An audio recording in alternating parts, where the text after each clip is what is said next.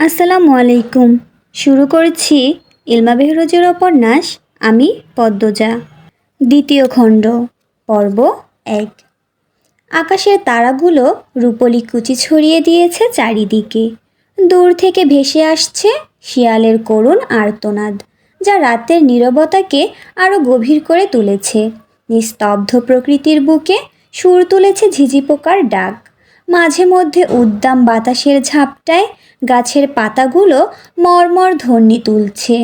এমন এক রাতে থরথর করে ক্ষীণ লণ্ঠনের আলো কাঁপছে গ্রামের শেষ প্রান্তের হাওলাদার বাড়ির একটা ঘরের ভেতরে। বিদ্যুৎহীন এই ঘরের পালঙ্কে নিথর পড়ে আছে কাঁথা জড়ানো ফরিনার দুর্বল দেহটা। তার চোখ বন্ধ, মুখে ক্লান্তির ছাপ। লতিফা পা টিপে টিপে ঘরে ঢুকে ধীর পায়ে ফরিনার শিয়রে দাঁড়ালো। মৃদু স্বরে ডাকলো, খালাম্মা ঘুমাইছেন? ফরিনা ধীরে ধীরে চোখ খুললেন, দৃষ্টি ঘোলাটে। বয়সের তুলনায় অনেক বেশি প্রবীণ দেখাচ্ছে তাকে। দেখেই বোঝা যাচ্ছে জীবনে অনেক ঝড়ঝাপটা পেরিয়ে এসেছেন। তিনি কিছু বলার চেষ্টা করলেন, কণ্ঠস্বর এতই ক্ষীণ যে লতিফা তা বুঝতে পারল না। সে ঝুঁকে বলল, কি কইছেন খালাম্মা? ফরিনা কষ্ট করে উচ্চারণ করলেন, পদ্মজা কই? আপনার ঘরে আইতে না দেখলাম? ঘুম থেকে উইঠা তো দেখি নাই আর। একটু থেমে জিজ্ঞেস করলেন, এখন কই আছে? লতিফা অনুমান করে বলল, মনে হয় ঘরে আছে, ডাইক্কা দিমু? না, থাক, ক্লান্ত স্বরে জবাব দিলেন ফরিনা। কিছু খাইবেন? ফরিনা মাথা নেড়ে মানা করলেন, না, আরেকটা ক্যাথা দে। লতিফা আলমারির দরজা খুলে কাঁথার বদলে তুলোর মতো নরম লেপটি বের করলো। সযত্নে ফরিনার কুকড়ে যাওয়া দেহটি ঢেকে দিয়ে করুণ স্বরে বলল, শীতের দাপট বাড়ছে খালাম্মা, শুধু ক্যাথা দিয়া হইব না, আপনার কষ্ট কমব না। ফরিনার চোখ হারিয়ে গেল জানালার ওপারে, আকাশের তারা ভরা বিশালতার দিকে।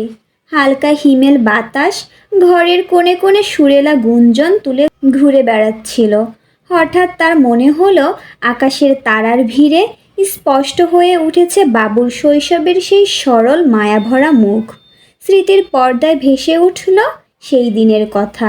বাবুর জন্মের পর আমিনা ভ্রুকুচকে বলেছিলেন, তোমার স্যারা তো সত্যি কালা হইছে, আমার কথাই ফলল তো। কটু মন্তব্য শুনেও ফরিনার হৃদয়ে সেদিন কোনো রাগ বা অভিমানের দাগ কাটেনি, বরং বাবুর নিষ্পাপ মুখের দিকে তাকিয়ে তিনি মুগ্ধ হয়ে গিয়েছিলেন। সেই ছোট্ট মুখে ছড়িয়েছিল এক সমুদ্র মায়া। কচি পাতার মতো কোমল শ্যামল সেই মুখ দেখে তিনি এক মুহূর্তে ভুলে গিয়েছিলেন জীবনের সব অতীত বেদনা। বুক ভরা ভালোবাসায় তিনি ছোট্ট বাবুকে কোলে তুলে নিয়ে আদর করে বলেছিলেন, আমার বাবু। বাবুর নাম রাখা হলো আমির হাওলাদার। সময়ের স্রোতে দিন গড়িয়ে যেতে লাগলো, আর সেই সঙ্গে ধীরে ধীরে বড় হতে লাগলো আমির। মায়ের রেশমি চুলের বেনি গাঁথা তার প্রতিদিনের সবচেয়ে আনন্দময় কাজ হয়ে উঠেছিল। মায়ের হাতের রান্না ছাড়া পেটই ভরত না। কত যে আবদার ছিল তার, আম্মা আম্মা বলে বাড়ি মাতিয়ে রাখত সে। ছোটবেলা থেকেই আমির ছিল দৃঢ়কায় ও তেজস্বী। 14 বছর বয়সেই সে এত শক্তিশালী হয়ে উঠেছিল যে একদিন মাকে কোলে তুলে পুরো বাড়ি ঘুরে বেরিয়েছিল। সেদিন ফরিনা আনন্দে আত্মহারা হয়ে ছেলেকে আদর করে বকেছিলেন। সেই মুহূর্তে তার উচ্চস্বরের হাসি বাড়ির চারপাশে সুখের সুর ছড়িয়ে দিয়েছিল। আমির তার জীবনে যেন এক টুকরো স্বর্গ এনে দিয়েছিল। আজ অতীতের সেই মধুর স্মৃতি মনে হতেই ফরিনার ঠোঁট দুটো বেদনায় কেঁপে উঠল। চোখে জমে উঠল অশ্রুর স্বচ্ছ বিন্দু। বার্ধক্যের এই প্রান্তে এসে স্মৃতির নিষ্ঠুর কামড় তার হৃদয়কে বিদ্ধ করেছে। জীবনের অনেকটা পথ পেরিয়ে এসেছেন তিনি, কিন্তু স্মৃতির ভার যেন ক্রমেই আরও অসহনীয় হয়ে উঠেছে। অতীতের সুখময় দিনগুলো এখন বেদনার নদী হয়ে বয়ে চলেছে বুকে। ফরিনার চোখের পাতা ভেদ করে গড়িয়ে পড়ল বেদনার নোনা জল। লতিফা ব্যাকুল হয়ে উঠল, খালাম্মা ও খালাম্মা। কম্পমান ঠোঁটজোড়া দাঁত দিয়ে চেপে ধরলেন ফরিনা, যাতে হৃদয়ের বেদনা মুখ থেকে উপচে না পড়ে। ভারাক্রান্ত কণ্ঠে বললেন, তুই যা লুতু, যা। লতিফা পাথরের মূর্তির মতো দাঁড়িয়ে রইল। কিছুক্ষণ পর করুণার সুরে বলল, পদ্মরে কিচ্ছু কইেন না খালাম্মা, সেরিডার মা বাপ নাই, আমির ভাইজানেই সব, শুনলে কষ্টে মইরা যাইব। ফরিনা লতিফার চোখে চোখ রাখলেন, জিজ্ঞেস করলেন, তুই সব জানতি? লতিফা অপরাধীর মতো মাথা নত করে স্বীকারোক্তি দিল, হ। ফরিনা ক্ষত বিক্ষত সিংহীর মতো গর্জে উঠলেন, আমারে আগে কইলি না কেন তুই? আমার বাবু কেমনে আমার হাত থাইকা সুইটা গেল? বাপের রক্ত কেমনে পাইল? তীব্র আবেগের ঝড়ে কেঁপে উঠল তার শরীর। কাশির প্রচণ্ড দমকে বুক ফেটে যাওয়ার উপক্রম হলো। বিচলিত হয়ে উঠল লতিফা। কোমল স্পর্শে ফরিনার মাথায় হাত বুলিয়ে দিতে দিতে মিনতি করে বলল, খালাম্মা, দোহাই লাগে, আপনি চিল্লাইয়েন না, আপনার ক্ষতি হইব। ফরিনা শ্বাসকষ্টে হাঁসফাঁস করতে করতে যেন শেষ নিঃশ্বাস ত্যাগ করেছেন, এমনভাবে বললেন, আমার ক্ষতি হওয়ানের আর কি আছে রে লুতু? লতিফার হৃদয় কেঁপে উঠল ভয়ে। সে প্রাণপণে দোতলায় ছুটে গেল পদ্মজাকে ডাকতে। ছাদের দিকে শূন্য দৃষ্টি মেলে রইলেন ফরিনা। তার হৃদয়ে জন্ম নিয়েছে শূন্য একটা গর্ত, যেখানটা একসময় ভালোবাসায় পূর্ণ ছিল। মজিদ হাওলাদার নামক নৃশংস দানবটা শুধু তার নিষ্পাপ বাবুর জীবন নয়, তার আত্মাকেও হত্যা করেছে। পরিবর্তে জন্ম দিয়েছে এক হিংস্র আমিরকে। হাওলাদার বংশের বিষাক্ত রক্ত থেকে তিনি তার অবোধ শিশুটাকে রক্ষা করতে পারেননি। যুগ যুগ ধরে সঞ্চিত পাপের পাহাড়কে আমির মাত্র কয়েক বছরে বহুগুণে বৃদ্ধি করেছে। নিভে গেছে একজন নিঃস্ব মায়ের শেষ আশার আলো, হারিয়ে গেছে নিখাত ভালোবাসা, রয়ে গেছে শুধু নিষ্ঠুর অভিনয়। যেই ছদ্মবেশ উন্মোচন করবে তার পরিণতি হবে হয় কারাগারের অন্ধকার প্রকোষ্ঠ, আর নয়তো কবরের নীরব কোল। ছুরির মতো ক্ষুরধার হয়ে পদ্মজার হৃৎপিণ্ডকে তীব্র রোষের সঙ্গে ফালা করে দিচ্ছে দৃশ্যটা। বিষদগ্ধ অগ্নিবাণে ছাই হয়ে যাচ্ছে দেহ, মন, আত্মা। ঝাপসা ফাটা দৃষ্টি নিয়ে সামনে চেয়ে রইল সে অপলক। এ কি সত্য? এই দৃশ্যের সাক্ষী হওয়ার আগে সে মাটির সঙ্গে মিশে গেল না কেন? তার সামনে দাঁড়িয়ে থাকা পুরুষটি, যাকে সে তার জীবনের স্বপ্ন ভেবেছিল, যার ভালোবাসায় নিজেকে সমর্পণ করেছিল, সেই আমির হাওলাদারের ভয়ঙ্কর অপরিচিত রূপ এখন তার সামনে।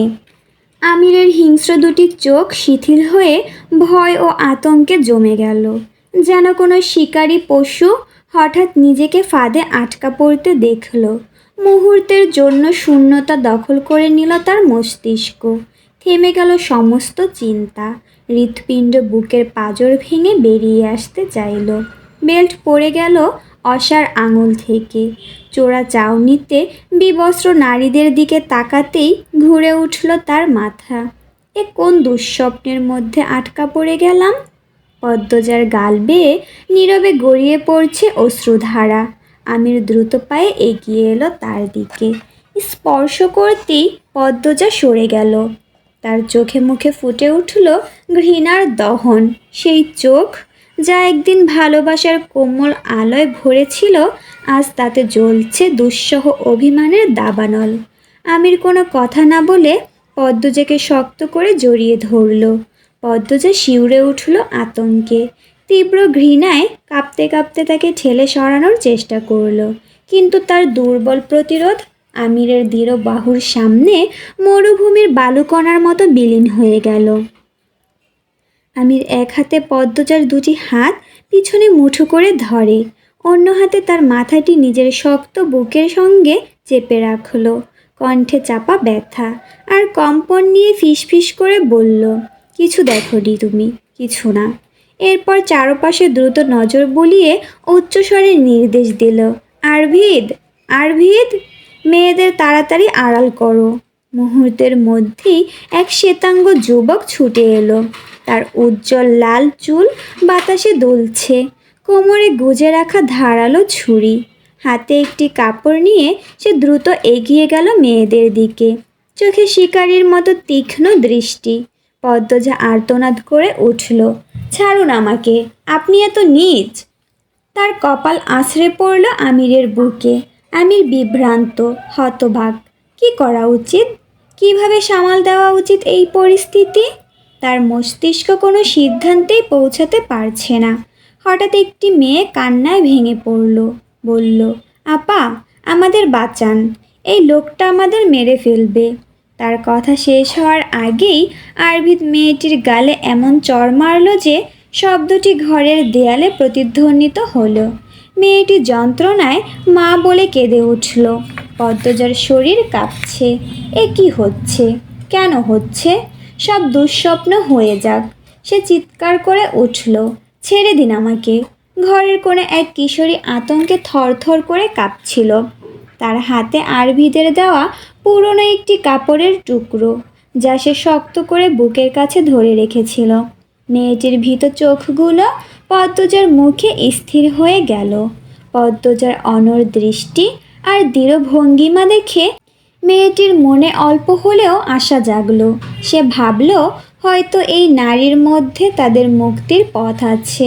মেয়েটি কম্পিত কণ্ঠে বলল, আপা, আমাদের বাঁচান, ওরা আমাদের অনেক মারে। আমির কিছুতেই পদ্মজাকে হটাতে পারছিল না, যেন মাটির সঙ্গে লেগে আছে। মেয়েটির আর্তনাদ তার ভেতরে জ্বলে থাকা আগুনকে আরও উস্কে দিল। সে ঘুরে তাকালো। তার রক্ত চক্ষু দেখে মনে হলো মুহূর্তেই সব কিছু ছাড়খাড় করে দেবে। আরভিদ রেগে মেয়েটির পেটে লাথি মারল। সঙ্গে সঙ্গে মেয়েটি যন্ত্রণায় কুঁকড়ে মাটিতে পড়ে গেল। কাপড়ের টুকরোটি তার হাত থেকে ছিটকে পড়ল মেঝেতে। তাতেও আরভিদের রাগ মেটল না। সে মেয়েটিকে আবার আঘাত করতে উদ্যত হলো। মেয়েটি দেয়ালে আঘাত খেয়ে নিচে লুটিয়ে পড়ল। রক্তের ধারা তার কপাল বেয়ে গড়িয়ে পড়ছিল। আরভিদ এতটাই বেপরোয়া হয়ে উঠেছিল যে তার কোমরে গোজা ছুরিটি কখন মাটিতে পড়ে গেল সে টেরও পেল না। নৃশংস দৃশ্যটি দেখে একটা আগ্নেয়গিরির ফুলে ফেঁপে উঠল পদ্মজার ভেতর। সমস্ত শক্তি জড়ো করে সে আমিরকে ধাক্কা মারল। আমিরের মনোযোগ তখন মেয়েটির দিকে ছিল বলে অপ্রস্তুত হয়ে একপাশে ছিটকে গেল সে। তড়িৎ গতিতে মেঝে থেকে ছুরিটা তুলে নিল পদ্মজা। তার চোখে মুখে তখন শুধুই প্রতিহিংসার আগুন। ছুটে গেল সে আরভিদের দিকে। লোকটা কিছু বুঝে ওঠার আগেই সর্বশক্তিতে সেধিয়ে দিতে চাইল ছুরির ফলা, কিন্তু মুখ দিয়ে শুধু একটা অস্ফুট শব্দ বের হওয়া ছাড়া আর কোনো ভ্রুক্ষেপ দেখা গেল না আরভিদের চেহারায়। পরনের ভারী জ্যাকেটটা ছুরির আঘাত ঠেকিয়ে দিয়েছে, তবে আকস্মিক এই আক্রমণে বিচলিত হয়ে পড়ল সে। চোখে দেখা গেল ভয়ের ছায়া, পরক্ষণেই তাতে খেলে গেল রাগ। পাল্টা আঘাত হানার জন্য হাত তুলতেই আমির চিৎকার করে বলল, আরভিদ, থামো। থেমে গেল আরভিদ। পদ্মজা আবার আঘাত করতে প্রস্তুত হলো। আমির দ্রুত এগিয়ে এসে জাপটে ধরল তাকে। থামো পদ্মজা, চেঁচিয়ে বলল সে। পদ্মজার চোখে তখন অগ্নিবর্ষী ক্রোধ। সারা শরীর থরথর করে কাঁপছে। মুখ দিয়ে বেরোচ্ছে হিংস্র বাঘিনীর মতো ফোঁস-ফোঁস শব্দ। আমির বিস্ময়ে হতভাগ। এমন রূপ তো সে কখনো দেখেনি পদ্মজার। এতদিন ধরে যে মেয়েটিকে চিনেছে সে আজ সম্পূর্ণ অপরিচিত। চকচক করছে পদ্মজার হাতের ছুরি, ফ্রান্স থেকে আনা এই অস্ত্র। দক্ষ হাতে পড়লে ভারী জ্যাকেটটা রক্ষা করতে পারতো না। আরভিদকে। সাহস সঞ্চয় করে জোর করে ছুরিটা ছিনিয়ে নিল আমির। তাতেও এক বিন্দু কমল না পদ্মজার ক্রোধোন্মত্ত ছটফটানি। ঘরের কোণে মেয়েগুলো তখন দ্বিগুণ ভয়ে কাঁপছে। তাদের কাছে পদ্মজা এখন এক ভয়ঙ্কর রূপসী ডাইনি, এমন একজন যে 1000 বছর ধরে যুবতীদের রক্ত পান করে নিজের সৌন্দর্য অক্ষুণ্ণ রেখেছে। আমির পদ্মজাকে জোর করে টেনে নিয়ে যেতে লাগলো ঘরের বাইরে। তার শক্ত হাতের বাঁধন ছাড়তে না পেরে ছটফট করছে পদ্মজা, চেঁচাচ্ছে ক্ষণে ক্ষণে। দরজার বাইরে দাঁড়িয়ে থাকা লম্বা চুলের ফর্সা লোকটা নির্বিকার। আমিরের নির্দেশ ছাড়া সে এক পাও নড়বে না। পদ্মজার সঙ্গে হাতাহাতির মধ্যেই আমির নির্দেশ দিল, মেয়েগুলোকে সামলাও, দ্রুত যাও, আরভিদকে সাহায্য করো। তারপর পদ্মজাকে একটি নির্জন ঘরে নিয়ে এলো। পদ্মজা তখন বিক্ষুব্ধ সমুদ্রের মতো উত্তাল। তার মনে ক্ষোভ ও হতাশার ঝড় বয়ে যাচ্ছে, জীবনের প্রতি ঘৃণা জন্মাচ্ছে। আমির তাকে একটি চেয়ারে বসিয়ে দ্রুত তার হাত পা দড়ি দিয়ে বাঁধতে লাগলো। পদ্মজা ভাবল এটাই সুযোগ ওনাকে ধাক্কা মেরে পালানোর, কিন্তু পরক্ষণেই নিজেকে প্রশ্ন করলো, কোথায় পালাবো? যে মানুষটিকে এতদিন ভালোবেসেছি, যার সঙ্গে জীবনের প্রতিটি সুখ দুঃখ ভাগ করেছি, তার কাছ থেকে কি আদৌ পালানো সম্ভব? তার চোখ থেকে অশ্রু গড়িয়ে পড়তে লাগলো। মাথা নিচু করে কান্না জড়ানো কণ্ঠে বলল, আমি মেনে নিতে পারছি না এই বিশ্বাসঘাতকতা, এই নিষ্ঠুরতা মেনে নিতে পারছি না। আমির ধীরে ধীরে কিছুটা দূরে সরে গিয়ে একটা চেয়ারে বসে পড়ল। তার চোখে মুখে বিষাদের ছায়া। সে কিছু বলতে চেয়েও থেমে গেল। কি যেন একটা হৃদয়টাকে নিঃশব্দে চিবিয়ে খাচ্ছে। পদ্মজা চোখ তুলে তাকালো। দুজনের দৃষ্টি মিলতেই ভেঙে পড়ল তার কণ্ঠ, আপনি আমাকে বাঁধতে পারলেন? আমির নীরব। পদ্মজা আবার বলল, আপনি অমন নিষ্ঠুরভাবে মেয়েগুলোকে মারতে পারলেন? আমির এবারও নিরুত্তর। পদ্মজার কণ্ঠে এবার বিস্ময় ও ক্ষোভ মিশে গেল। এত খারাপ আপনি? মেয়েগুলোকে কেন মারছিলেন? আমির তখনও মুখ দর্শকের ভূমিকায়। পদ্মজার চোখ থেকে জল গড়িয়ে পড়ল। আপনি সত্যি এত নিষ্ঠুর, নাকি এসব দুঃস্বপ্ন? আমির হঠাৎ মুখ খুলল ভিন্ন প্রসঙ্গে, রিদওয়ান কোথায়? তীক্ষ্ণ হাসি ফুটে উঠল পদ্মজার ঠোঁটে। ব্যঙ্গ ভরে বলল, আমাকে পাহারা দিতে রেখেছিলেন? মারতেও বলেছিলেন? আমিরের কণ্ঠ এবার কঠোর। যা জিজ্ঞেস করেছি তার উত্তর দাও। কয়েক মুহূর্ত স্বামীর দিকে তাকিয়ে রইল পদ্মজা, তারপর ধীরে ধীরে বলল, খুন করেছি। আমিরের চোখ বিস্ফারিত। কি বললে? পদ্মজার কণ্ঠে এবার একটু চাপা হাসি। মরেনি, হাসপাতালে আছে। আবার নিস্তব্ধতায় ডুবে গেল ঘরটা। পদ্মজা অপলক দৃষ্টিতে আমিরকে দেখছিল, সেই চেনা মুখ যা একসময় স্নেহ মমতায় ভরেছিল, আজ তার কাছে কত অচেনা। সেই মুখে এখন কেবল পাশবিকতার ছায়া। বুকের ভেতর দাউ দাউ করে আগুন জ্বলছে। মনে হচ্ছে সৃষ্টিকর্তা নিজ হাতে তার অন্তরে জাহান্নামের অঙ্গার ছড়িয়ে দিয়েছেন। এতদিন ধরে জমে থাকা সব প্রশ্ন মুহূর্তেই ধোঁয়ায় মিলিয়ে গেছে। এখন তার দৃষ্টিতে শুধুই আমির, যেন পুরো পৃথিবী থেকে সব কিছু মুছে গিয়ে শুধু আমিরকেই রেখে গেছে সময়। একটা বিষণ্ণ হাসি ফুটল পদ্মজার ঠোঁটে। ধীরে ধীরে বলল, এখন কি করবেন আমাকে নিয়ে? বুকে ছুরি বসাবেন, নাকি রামদার কোপ, নাকি আরও ভয়ঙ্কর কিছু লুকিয়ে রেখেছেন আপনার অস্ত্রভাণ্ডারে? আমির চুপ, তার চোখেও দ্বন্দ্বের ছায়া। পদ্মজা এবার চোখে চোখ রেখে প্রশ্ন করল, পশুরা কি কাউকে ভালোবাসতে পারে? অনেকক্ষণ নীরব থাকার পর আমির গভীরভাবে শ্বাস নিল। তারপর নিচু স্বরে বলল, বাসে বোধ হয়। পদ্মজা হেসে উঠল। সেই হাসি এমন তীব্র বেদনায় মোড়া, যা কান্নার থেকেও বেশি হৃদয় বিদারক। চেয়ারের পিঠে হেলান দিয়ে এক মুহূর্তের জন্য স্থির হলো, তারপর ধীরে ধীরে সোজা হয়ে বসল। মেয়েগুলোকে ছেড়ে দিন, অসম্ভব। আমি ঠিক ছাড়িয়ে নেব। আমিরের মুখ কঠিন হয়ে উঠল। আর ঝামেলা বাঁধিও না, নইলে নইলে কি করবেন? খুন করবেন? তার বেশি আর কী বা পারেন আপনি? একটু ভয়ডর ঢুকাও মনে। বিশ্বাস করুন, আপনার বুকে ছুরি চালাতে আমার খুব কষ্ট হবে। কথাটা শুনে চমকে উঠল আমির। পদ্মজার চোখ টলমল করছে, সেই চোখ যা গতকাল অবধি তার জীবনের আলো ছিল, আজ সেই আলো জ্বলে পুড়ে ছাই হয়ে গেছে।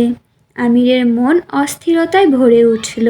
তার ভালোবাসার মানুষটি কখনোই এমন নিষ্ঠুর কিছু বলতে পারে না, কিন্তু কিভাবে যেন কথাগুলো অতি সহজে উচ্চারিত হলো পদ্মজার ঠোঁট থেকে।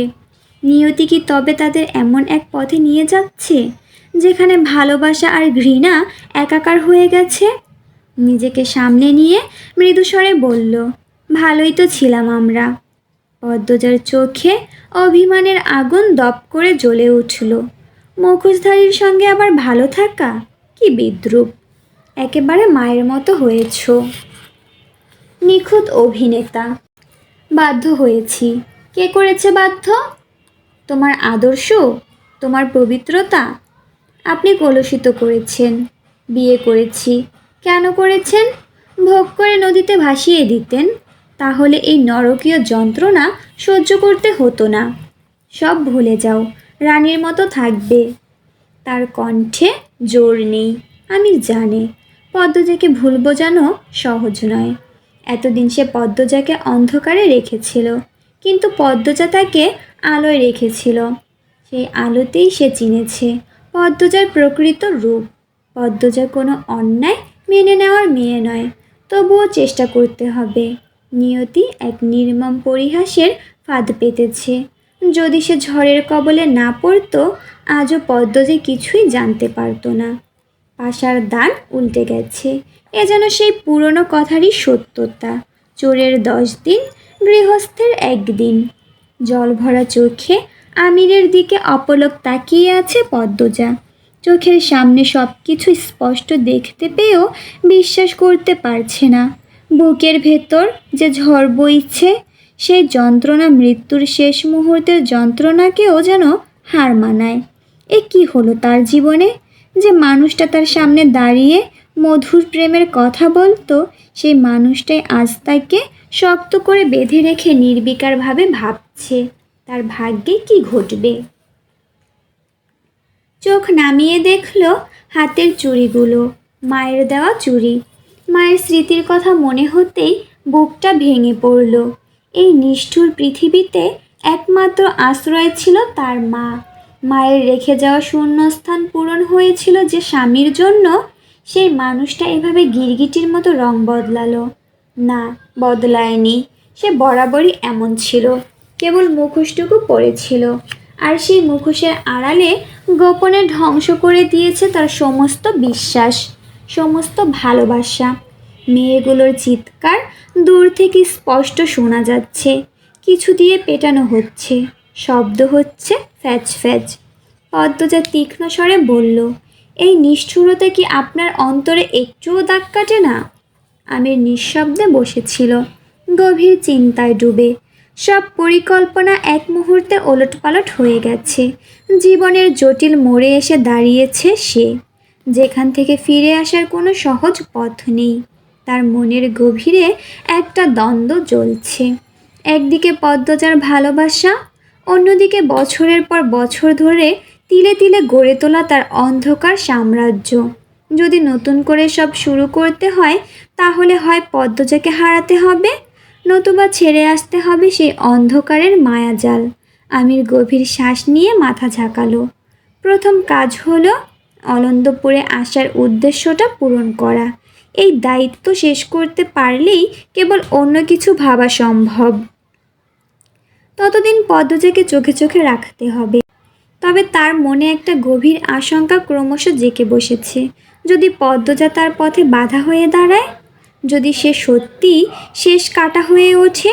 এই প্রশ্নের উত্তরে মনে ভেসে ওঠা ভয় আর দ্বিধা আমিরের হৃদয়ের অন্ধকার ছায়াকে আরও গভীর করে তুলল। ছটফট করছে পদ্মজা, তার চোখে মুখে অসহনীয় যন্ত্রণার ছাপ। আর সহ্য হচ্ছে না। কাতর স্বরে আমিরকে অনুনয় করল সে, ওদের মারধর বন্ধ করতে বলুন। আপনার হৃদয় কি একটুও কেঁপে উঠছে না? ওদের আর্তনাদ শুনুন। ওরা কষ্টে ছটফট করছে, সারা শরীর রক্তাক্ত ছিল, তার ওপর আবার মারা হচ্ছে। আমি সহ্য করতে পারছি না। আমি নির্বাক দৃষ্টিতে পদ্মজার দিকে তাকিয়ে রইল। তার মনের মধ্যে কোথাও গভীর একটা শূন্যতা নেমে এলো। এবার আর কোনো বাহানা কাজে লাগবে না। সত্যের মুখোমুখি দাঁড়ানোর সময় এসেছে। তা গোপন রাখার আর কোনো পথ নেই। পদ্মজার কান্না আরও তীব্র হলো। এই কান্না কি শুধুই ওর নির্যাতিত মেয়েদের জন্য, নাকি নিজের স্বামী, যে কিনা এই নিষ্ঠুরতার নেপথ্যে তার প্রতি বিরাট এক অভিমানে বিদীর্ণ হচ্ছে তার হৃদয়?